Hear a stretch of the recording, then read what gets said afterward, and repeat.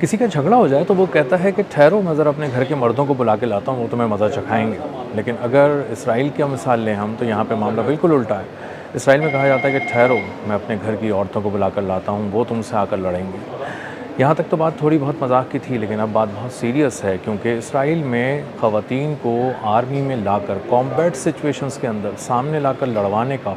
Man to man जिसको लड़ाई कहते हैं, उसमें ख़वातीन को झोंका जा रहा है और बड़ी तादाद में झोंका जा रहा है। और जो उसके फ़िगर्स हैं, जो उसके नंबर्स आ रहे हैं, वो इंतहाई हैरानकुन भी हैं और तशवीशनाक भी हैं। मेरा नाम असर अली ख़ान है और आप देख रहे हैं आज की बात। इसराइल में फ़ौजियों की क़िल्लत इस हद तक हो चुकी है और वहाँ से नौजवान इस हद तक जान छुड़ा रहे हैं कि वहाँ पे आर्मी के अंदर इमरजेंसी डिक्लेयर कर दी गई है और कहा जा रहा है कि अब किसी भी तरह अगर फ़ौजी भर्ती नहीं किए गए तो वो आर्मी कोलैप्स कर जाएगी, गिर जाएगी, टूट जाएगी, तबाह हो जाएगी। और ये बात कोई और नहीं कर रहा, ये इसराइल का आर्मी चीफ़ कर रहा है और चीख-चीख कर कह रहा है और अपने अरकान पार्लियामेंट से भी कह रहा है, अपनी हुकूमत से भी कह रहा है और अपने नौजवानों से भी कह रहा है कि अगर इसराइल को बचाना है, इसराइल को कायम रखना है और उसका मुस्तक़बिल आप चाहते हैं कि बिल्कुल तारीकी में ना डूब जाए, तो इसराइल की फ़ौज में तेज़ी से भर्तियाँ होनी चाहिए, क्योंकि वहाँ पर फ़ौजियों की क़िल्लत हो गई है। या तो उसके फ़ौजी मर गए हैं या उसके फ़ौजी छोड़ कर अपनी नौकरियों को जा रहे हैं, या फिर वो नौजवान हैं जो इसराइल की आर्मी को जॉइन ही नहीं करना चाहते, क्योंकि वो अपने पिछले लोगों का हशर देख चुके हैं, अपने कज़न्स का हशर देख चुके हैं, अपने बहुत सारे दोस्तों का हशर देख चुके हैं। और उसी के बाद एक खौफनाक ट्रेंड ये सामने आ रहा है कि पिछले कुछ अरसे के दौरान जो ख़वातीन की रिक्रूटमेंट थी इसराइल की आर्मी में, वो इस हद तक बढ़ गई है कि 3 गुना बढ़ गई है और वो ट्रिपल हो गई है। और पिछले 10 साल के दौरान इसमें गैर मामूली इज़ाफ़ा देखा गया है और पिछले 4-5 साल के दौरान तो ये बहुत ही ज़्यादा हो गया है, इस हद तक कि ख़वातीन को कभी लालच देके, कभी किसी तरह के दबाव में रख के, कभी किसी तरह का कोई इंसेंटिव देके इसराइल की आर्मी को जॉइन कराया जा रहा है, क्योंकि वहाँ के नौजवान जो लड़के हैं, जो मर्द हैं, उन्होंने इसराइल की आर्मी को जॉइन करने से इनकार कर दिया है। अब मामला ये है कि पहले ख़वातीन को लाया जाता था किसी तरह की फ़ोर्स में, यानी वो अपनी फ़िज़ाइया में लाते थे, वो अपनी आर्मी में लाते थे और वहाँ पे इंजीनियरिंग कोर के अंदर लाते थे, मेडिकल कोर में लाते थे, किसी ऐसे काम में लाते थे जहाँ एक्टिव कॉम्बैट सिचुएशन के अंदर ख़वातीन को ना भेजा जाए, किसी तरह की दस्त-बदस्त लड़ाई में ना भेजा जाए। लेकिन अब हाल ये हो गया है कि फ़ौजियों की इतना काल पड़ गया है इसराइल में कि वहाँ पे कॉम्बैट सिचुएशंस में भी ख़वातीन को भेजा जा रहा है और ख़वातीन को भी नहीं, कम उम्र लड़कियों को भेजा जा रहा है। 18-18 साल की लड़कियों को गज़ा में लड़ने के लिए भेजा जा रहा है, लबनान में लड़ने के लिए भेजा जा रहा है और नतीजा क्या है, उनकी लाशें वापस आ रही हैं। मरने वालों में अब ख़वातीन सोल्जर्स भी शामिल हैं और वो बहुत ज़्यादा तकलीफ़ में आ गई हैं। किसी वक्त में वो आ तो गई थी, किसी न किसी तरह के दबाव में, किसी लालच में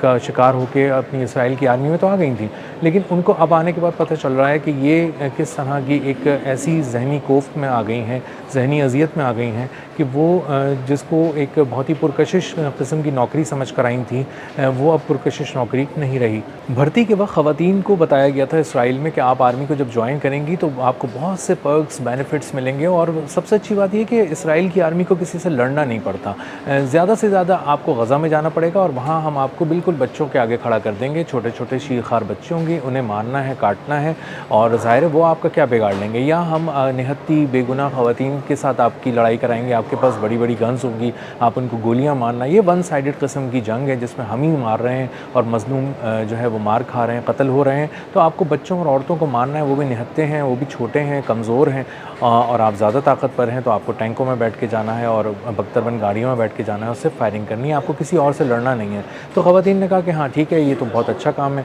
हमें इसका फ़ायदा भी है और हम एक नज़रिए से भी जुड़े हुए हैं जिसमें जो हमें काटना मारना है, मुसलमानों को ख़त्म करना है, उनकी नस्ल कुशी करनी है, मुनज़्ज़म नस्ल कुशी करनी है। तो वो जब गज़ा गईं तो वहाँ हमास से उनका वास्ता पड़ गया और हमास से जब उनका वास्ता पड़ा तो उनको अंदाज़ा हुआ कि हमास ने कुछ जगहों पे जब अटैक किया इसराइली आर्मी पे, तो वहाँ पे ख़वातीन सोल्जर्स भी थीं और वो भी एक्टिव कॉम्बैट के अंदर आईं और उन्होंने भी फायरिंग की, शदीद गोलाबारी की करने की कोशिश की और उसमें जवाबी फायरिंग में वो मारी गईं। इसी तरह जब लबनान में अभी हमला किया इसराइल ने, और देखा कि हमें सिर्फ़ बस्तियों की बस्तियाँ उजाड़नी है लबनान के अंदर, तो वहाँ भी एक्टिव कॉम्बैट के अंदर ख़वातीन को इस्तेमाल किया गया और उनको वहाँ ले जाकर लबनान में झोंक दिया गया और इसीलिए उनको उनमें जो तादाद है उनकी मरने की वो भी बहुत ज़्यादा हो गई, हलाकतें बहुत ज़्यादा हो गई और इसी तरह उनके ज़ख्मी होने की तादाद भी बहुत ज़्यादा हो गई। अब ये सब कुछ देखकर जब वापस ये ज़ख्मी होने की सूरत में आ रही हैं या ताबूत में बंद होकर वापस आ रही हैं तो अंदाज़ा हो रहा है इसराइली आर्मी की ख़वातीन एहलकारों को कि ये एक आसान जंग नहीं है और किसी वक्त उन्हें भी मरना है और वो बेमौत मारी जाएंगी। ये पर्क्स और बेनिफिट जिसके लालच में उनको इसराइली आर्मी ज्वाइन कराने के लिए कहा गया था, तरगीब दी गई थी, ये इतने पुरकशिश नहीं है क्योंकि मौत के सामने सारी कशिश ख़त्म हो जाती है, चाहे वो किसी भी किस्म की लज्जत हो, किसी भी किस्म की कशिश हो, वो ख़त्म हो जाती है। और यही हुआ है इसराइली आर्मी के अंदर। अब उन्होंने ये किया है कि अलग से सोल्जर्स बनाए हैं, कमांडो यूनिट बनाने के लिए भी उन्होंने एक अराद नाम का यूनिट बनाया है इसराइल में कमांडोज़ का, और उन कमांडोज़ में भी एक्टिव कॉम्बैट के लिए ख़वातीन को चुना गया है और कमांडो यूनिट बना दिया गया है और बताया गया है कि आपको ही जाके लड़ना है। अब दूसरी तरफ हो ये रहा है कि इसराइल का जो आर्मी चीफ़ है वो चीख कर अपने रुकने अरकान पार्लियामेंट को कह रहा है, अपनी हुकूमत को कह रहा है, दोस्तों को कह रहा है, लोगों को कह रहा है कि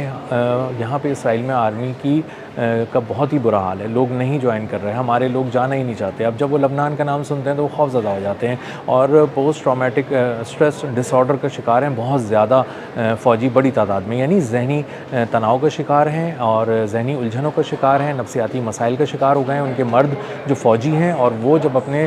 कॉमरेड्स की, अपने साथियों की लाशें देख रहे हैं आती हुई तो उन्हें अंदाज़ा हो रहा है कि किस तरह से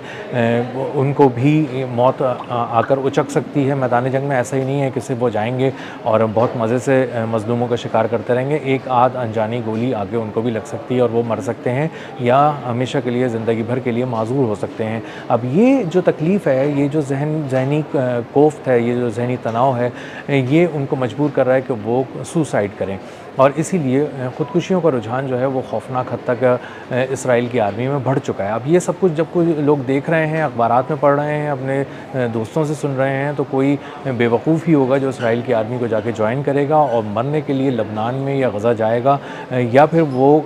ईरान के उन बैलिस्टिक मिज़ाइल्स और हाइपरसोनिक मिज़ाइल्स का इंतज़ार करेगा जो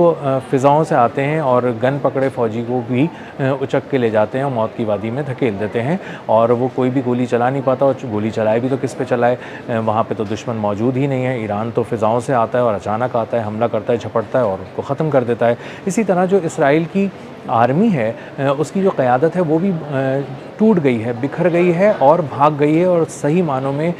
वो इनएक्टिव हो गई है, यानी गैर फ़ाल हो गई है आहिस्ता आहिस्ता। और ये बताया नहीं जा रहा है ये बात। वो अक्सर अपने बंकर्स में छुपे हुए हैं, अपनी ज़िंदगियों को बचा कर छुपे हैं और किसी तरह से भी सिपाहियों से रब्ता नहीं रखना चाहते और सिपाही भी उनसे रब्ता नहीं रखना चाहते ताकि वो उन्हें किसी जगह भेज ना दिया जाए। और ये एक बहुत खौफनाक रुझान है। जो ज़्यादातर नौजवान इसराइल के वो कोशिश कर रहे हैं कि वो उन्हें कोई पुरकशिश सी जॉब मिले, वो किसी पुरसुकून जगह चले जाएं, क्योंकि इसराइल के बारे में अब तो एक बात तय हो गई है कि नेतन्याहू का जो इसराइल है वो एक ऐसी जंग में, एक ऐसी लड़ाई में झोंक दिया गया है जिससे वो बाहर नहीं आने वाला। अभी बहुत अरसे तक इसराइल पे का बुरा वक्त ही रहेगा और इसराइल के अच्छा वक्त आने में अभी कोई दूर दूर तक कोई आसार नज़र नहीं आ रहा है। इसीलिए उनकी नौजवान नस्ल जो है वो बेहतर मुस्तकबिल की तलाश में इसराइल तेज़ी से छोड़ रही है, जा रही है, इमिग्रेशन भी ले रही है, साइप्रस भाग रही है और साइप्रस से मुख्तलिफ जगहों पर भाग रही है। तो अंदाज़ा ये होता है कि आने वाले दिन इनके लिए बहुत मुश्किल हैं और ख़ास तौर पर उन ख़वातीन सोल्जर्स के लिए जो जिनसी हिरासानी के 200% तक बढ़ते केसेस के दरमियान